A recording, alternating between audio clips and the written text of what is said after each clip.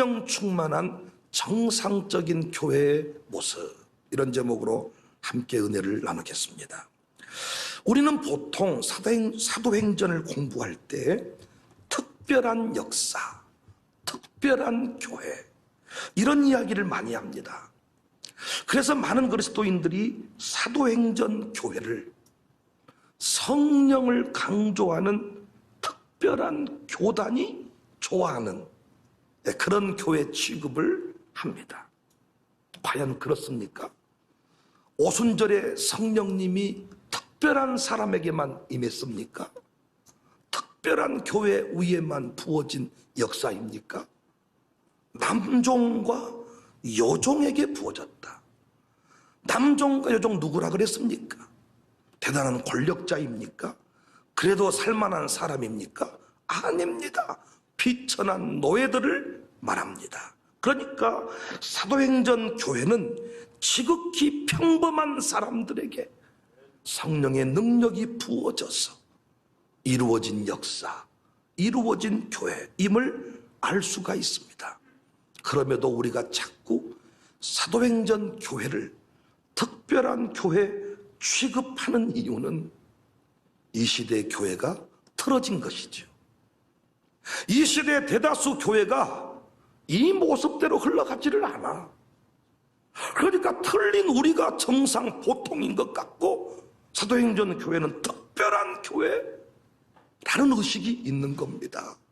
아니죠. 우리가 틀어진 거예요. 이 시대 교회가 틀어진 거예요. 예수님이 예루살렘 성전을 보고 강도의 소굴이라고 했던 것과 무관하지 않습니다. 오늘 본문은 성령을 통해서 교회가 교회되었습니다. 성령 충만한 교회가 어떤 모습으로 부흥하고 성장하고 사명을 감당하는지를 보여주고 있습니다. 우리 교회가 이 교회의 모습이기를 원하고 이런 충만한 역사가 계속 지속될 수 있기를 바랍니다. 세계 선교 역사를 보면 이 불이 꺼져버린 게 문제잖아요. 계속 이 불이 흩어지기를 원하고 솟구치는 불이 될 수 있기를 주님의 이름으로 축복합니다. 성령 충만한 교회, 저는 이 교회를 정상적인 교회다 이렇게 말하고 싶습니다. 이 교회의 모습이 정상이야.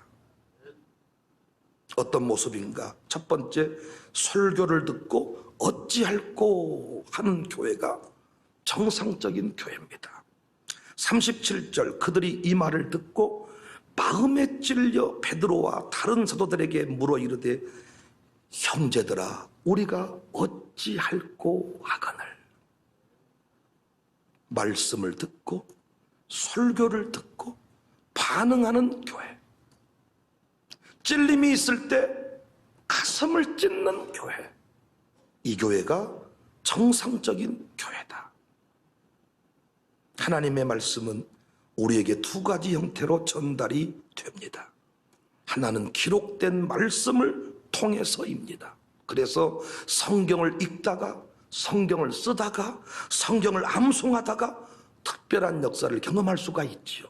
바울이 디모데에게 디모데전 3장 15절에 또 어려서부터 성경을 알았다. 성경을 통해서 구원에 이르게 되었다. 또 하나는 성령의 능력으로 바로 마음에 전달이 돼요. 이때 사용하시는 도구가 설교입니다.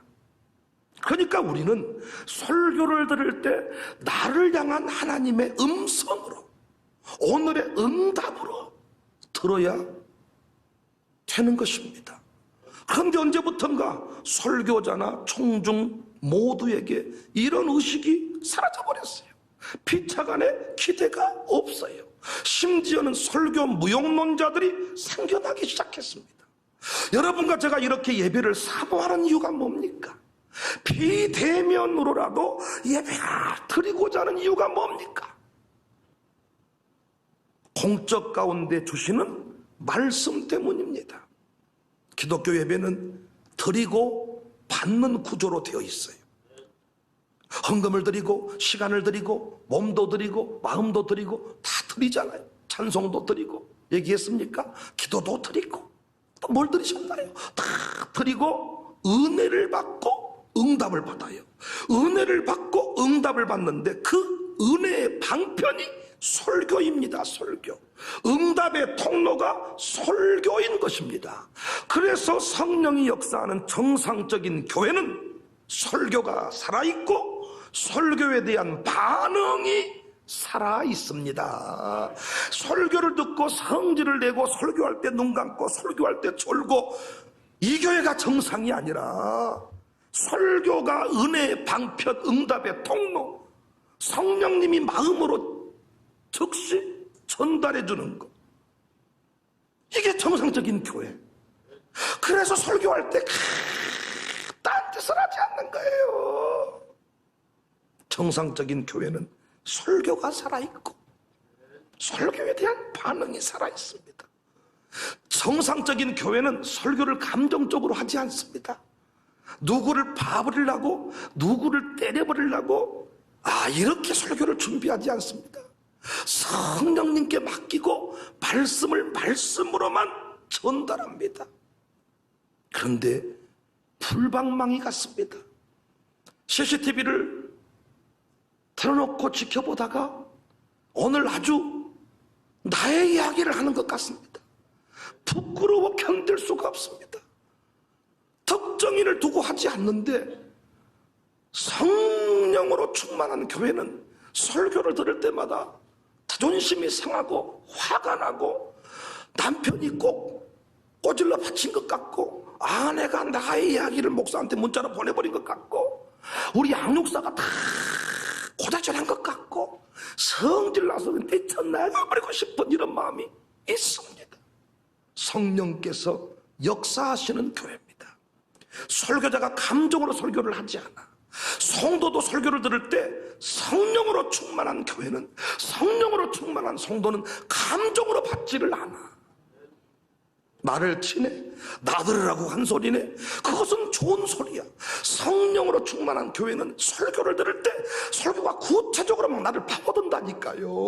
고개를 들기가 어렵다니까요. 나들으라고 항상 목사님 오늘 나를 아주 죽여버리겠다니 이런 느낌이 온단 말이에요. 그런데 감정으로 받지를 않아. 돌 들고 이빨 갈지 않아.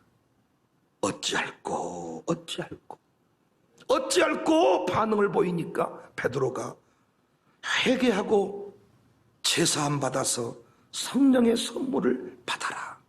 38절 베드로가 이르되 너희가 회개하여 각각 예수 그리스도의 이름으로 세례를 받고 죄사함을 받으라. 그리하면 성령을 선물로 받을 것이다. 회개는 생각을 바꾸고 삶을 바꾸는 것입니다. 이 일이 그런데 어렵습니다. 타락의 뿌리가 있고 마귀가 살아있기 때문에 안 바뀌어요, 생각이.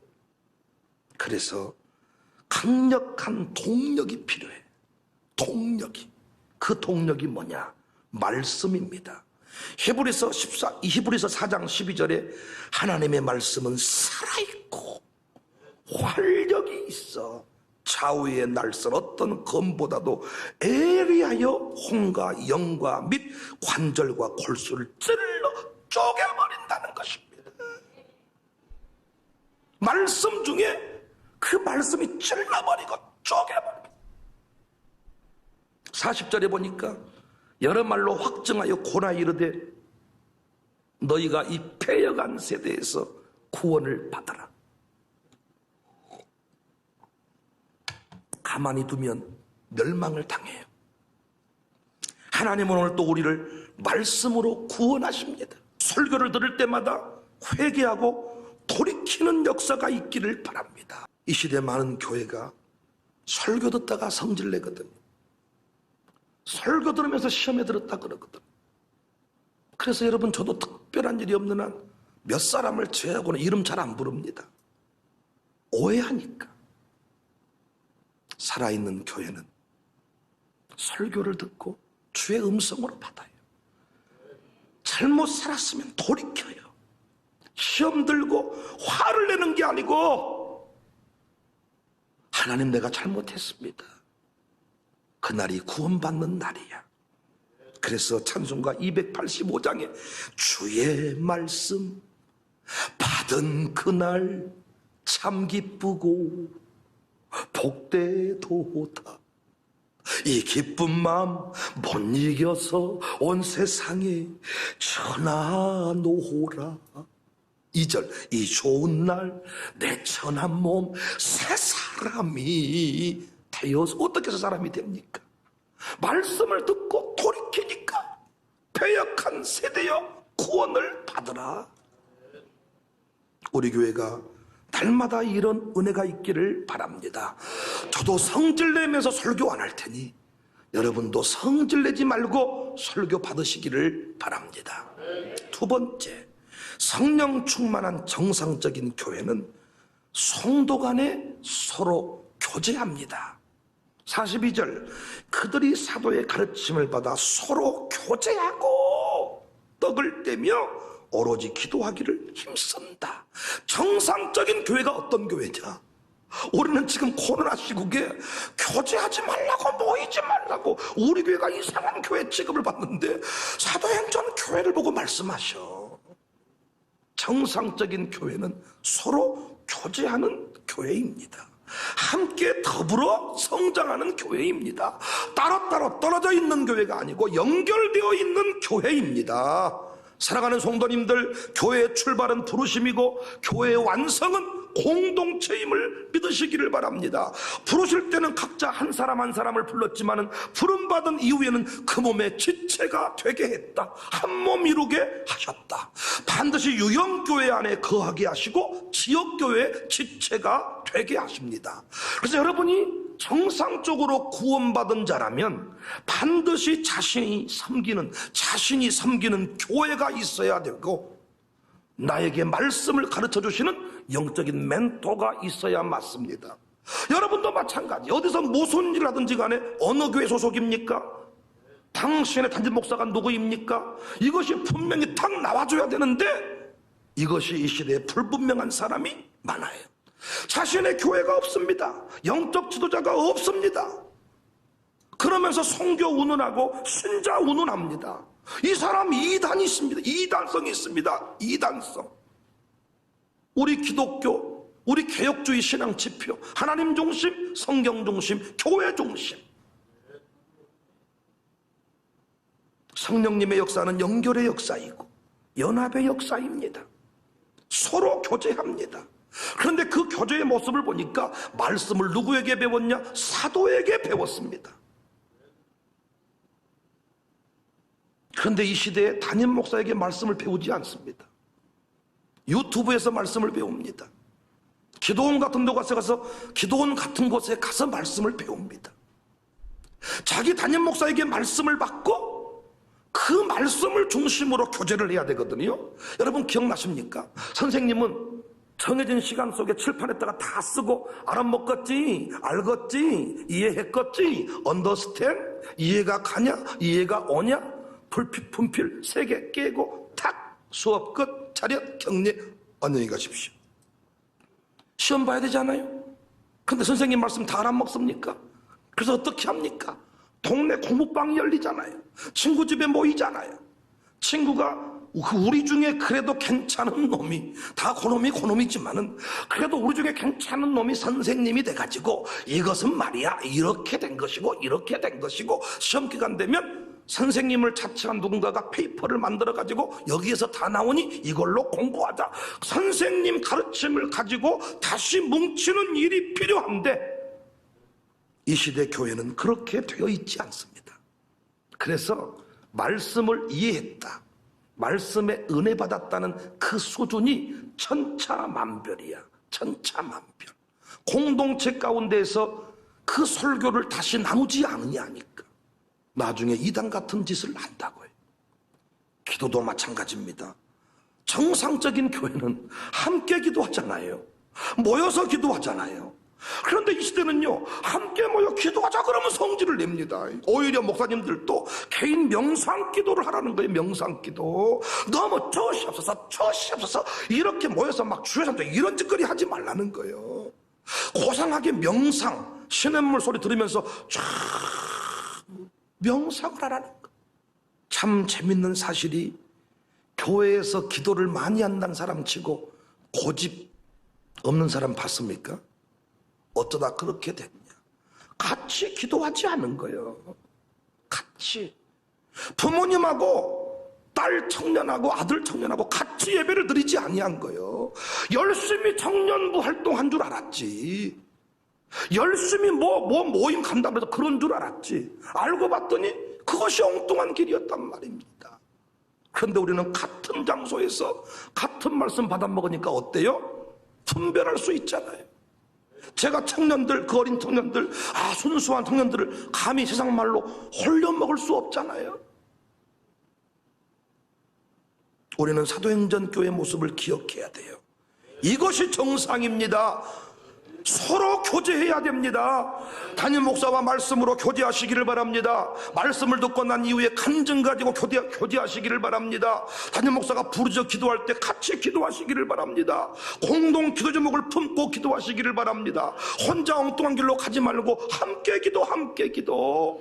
할렐루야. 42절 말씀 보세요. 그들이 사도의 가르침을 받아 서로 교제한 거예요. 사도의 가르침을 받아 서로 교제하고, 우리 교회처럼 매주마다 떡을 떼고, 나중에 음식도 나옵니다. 물론 여기 떡은 이 주의 만찬식, 성찬식을 가르칩니다만은 뒤에 음식 나눠 먹는 얘기가 또 나옵니다. 오로지 기도하기를 힘써니라. 정상적인 교회는 은혜 받으면 나누고 싶습니다. 은혜 받으면 나누고 싶은 게 정상이에요. 그래서 은혜 받으면 말이 통하는 사람을 찾아요. 은혜 받으면 뭐 한다고요? 말이 통하는 사람을 찾아요. 그 사람과 간증을 나누고 음식을 나누고 싶었어. 말이 통하는 사람. 인간적인 교제 오래가지 못합니다. 저는 동네 개모임이 끝까지 가는 것을 보지 못했어. 개 타버리면 끝나고 개똥 가지고 날라버리면 끝나는 거예요. 그러나 영적인 교제는 다릅니다. 우리 교회 가정교회 모습이 오늘 본문에 나오는 사도행전 교회와 일치한다고요. 일치. 목사의 설교를 듣고 그 설교를 중심으로 교제를 하잖아요. 장로님들도 고백을 하더라고요. 가정교회를 이렇게 인도하면서 은혜를 받는다는 거예요. 다시 말씀을 다시 묵상하면, 말씀을 다시 기록하면서 또 깨달아지고 그 말씀을 나눌 때 눈물이 나고 한다는 것입니다. 자기가 깨달은 말씀을 설교하는 자리가 아니에요. 가르침을 받고 교제하는 거예요. 그리고 뭐 한다고요? 음식을 나눈다고요. 그리고 우리가 기도 제목을 나눠서 함께 기도하잖아요. 44절 46절 말씀 보세요. 믿는 사람이 따로따로 각자 집에 모여 있어. 그랬습니까? 코로나 시국이니 마스크 쓰고 다 흩어져. 다 함께 있어. 모든 물건을 서로 통용하고. 저희 교회가 맞다고요. 저희 교회가 네 집 내 집 따지지 않고 모이는 거, 재산과 소유를 팔아서 각 사람의 필요를 따라 나눠주고, 우리 교회가 맞다고요. 날마다 마음을 같이 하여 성전에 모이기를. 날마다 우리 교회 새벽 예배 모이잖아요. 날마다 모여서 말씀 받고, 집에서 뭐예요? 떡을 떼 다시 가정재단을 세우고, 다시 아버지가 제사장이 돼가지고 다시 가정에서 다시 주의 만찬식과 같은 성찬식과 같은 거룩한 역사를 이루어가고, 기쁨과 순전한 마음으로 음식을 먹고 성령으로 충만한 교회, 정상적인 교회의 모습입니다. 이 모습이 사람들에게 칭찬의 내용이 되었습니다. 이 모임을 보고 사람들이 놀란 거예요. 47절 온 백성에게 칭송을 받았다. 지금 이 시대 식구들도 안 모이잖아요. 서로 교제하고 집에서 떡을 떼고 순전한 마음으로 기쁜 마음으로 음식을 먹잖아요. 어떤 위기를 만나도 여러분의 신앙은 무너지지 않아요. 그런데 성전의 뜰만 왔다 갔다 하는 신앙은 바람 불면 날아가 버립니다. 우리 교회 이 원리대로 살아가시기를 주의 이름으로 축복합니다. 마지막 세 번째입니다. 성령 충만한 정상적인 교회 모습은요, 기사와 표적이 많이 나타납니다. 43절 사람마다 두려워하는데 사도들로 말미암아 기사와 표적이 많이 나타났다. 당시 기사와 표적은 주로 귀신이 떠나가고 병이 고침받는 수준이었을 것입니다. 귀신이 떠나가는 거예요. 그런데 우리 교회만 해도 이 정도는 이미 넘어섰지요. 우리 교회 귀신이 와요, 안 와요? 오늘 또 귀신 들린 사람이 한 3명 있습니까? 막 이러면서 막 우리는 이 정도가 아니잖아요. 이 정도는 넘어섰잖아요. 여기서 기사와 표적이 많이 나타났다는 것은 저는 넘치는 간증으로 표현하면 좋겠어. 날마다 역사가 일어나는 교회, 간증이 넘치는 교회가 정상적인 교회인 줄로 믿으시기를 바랍니다.